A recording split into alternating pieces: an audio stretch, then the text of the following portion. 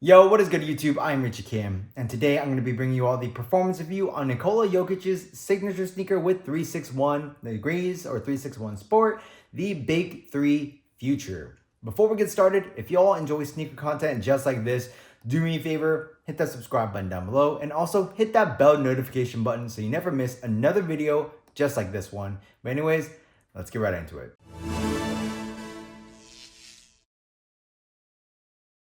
As always, starting off with the traction, the Big 3 Future features a full-length semi-translucent, I guess it's actually more of a translucent rubber, and you actually have some like gold speckles in here, and the traction pattern itself kind of reminds me of like a circuit board almost, like a modified herringbone / circuit board traction pattern, and the traction on this shoe is not that great. So at first, when I was first playing in the shoe, the traction was really good. And the more I played in the shoe, it kind of just got worse and worse. If you are playing on your clean courts, you might have some like good stops like here and there. But even on the cleaner of courts that I play on, I would say that the traction is a little bit inconsistent. Sometimes you have a great stop and sometimes you just kind of slide to a stop. So that's really annoying. If you do play on your dustier courts, be prepared to wipe. This thing does pick up dust. You will have to wipe. And even after you wipe, it's gonna be a little bit inconsistent. You're gonna have some good stops. You're gonna have some bad stops. I never completely slid out in this shoe, but yeah, I would slide into a stop. I would say maybe like 75% of the time on those dustier courts. So just keep that in mind. And that's for linear and lateral movements. But me personally, it's almost always more lateral stuff. But yeah, I mean, traction on here, it's just very inconsistent, even on those cleaner courts. So I don't know what happened. Like I said, when I first played in this, it was actually really good. And then it just kind of got worse over time. So yeah, traction on the shoe is not that great. So moving on to the cushion, the Big 3 Future features 2 different foam setups in here. And what's in between them is this full-length carbon fiber plate, which they are calling the Soar plate. So yeah, the top layer foam is Quick CQ Tech. The bottom foam, which is actually like from the mid part of the shoe to the heel, is Quick Flame CQT. And the really sucky part about it is I feel like these foams would have been very, very good, and it would have been so nice if this thing just wasn't fully caged, pretty much fully caged. Like, it is just covered in rubber like everywhere. So, you don't really feel that foam compress, and you don't really get the benefits of the foam. Like, I would say you have like adequate heel protection in here. In the forefoot, it is a little bit more responsive and stuff. But yeah, I was expecting like a crazy type of feeling, but it's mainly pretty much just dead. And it's just because of all the caging that they did on the shoe, which is, a bummer. I wish it wasn't caged so we can actually feel like the Quick Flame CQT and the Quick CQ Tech. Because I will say, the foam in the Big 3 5.0 Quick Pro is very, very nice. So if this wasn't fully caged, I could only imagine how nice it would actually be. But yeah, as it stands, because it's like pretty much entirely caged, it's just not great. Like I said, you do have like adequate impact protection in the heel, but pretty much everywhere else, it's more of a dead feeling. So it's a responsive cushion setup, not too much impact protection. So moving on to the materials, the Big 3 Future features a bunch of like lightweight materials. Apparently this upper is supposed to be using silk technology, which is 361 Sports carbon fiber weave or threads. So it is very, very light. It almost seems like a screen mesh of sorts.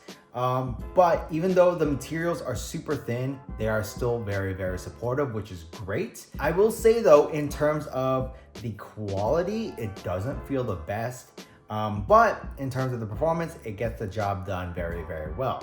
So yeah, I mean, it is what it is. It's cool that they're using, carbon fiber weave. So that's pretty cool.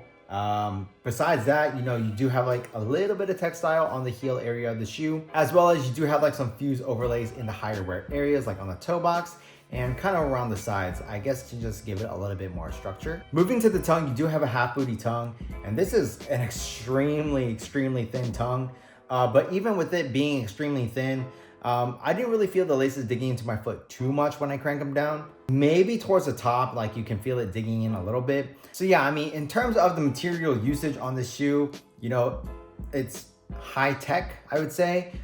Definitely not high quality feeling, but it does get the job done in terms of the performance just fine. So moving on to the fit, I will say that the Big 3 feature does pretty much run true to size. I'm a slightly wide footer. I went true to size. You might feel a little bit of pressure up in the toe box area on the sides.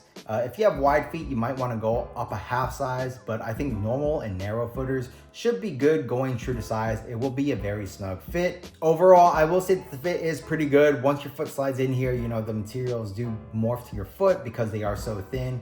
And this is as close of a one-to-one fit as you're gonna get. I felt perfectly fine in here. Like I said, there is a little bit of pressure up in the forefoot area, but overall, I would say that the fit in the Big 3 feature is actually pretty good. So moving on to the support, I had absolutely zero issues with the support in the shoe.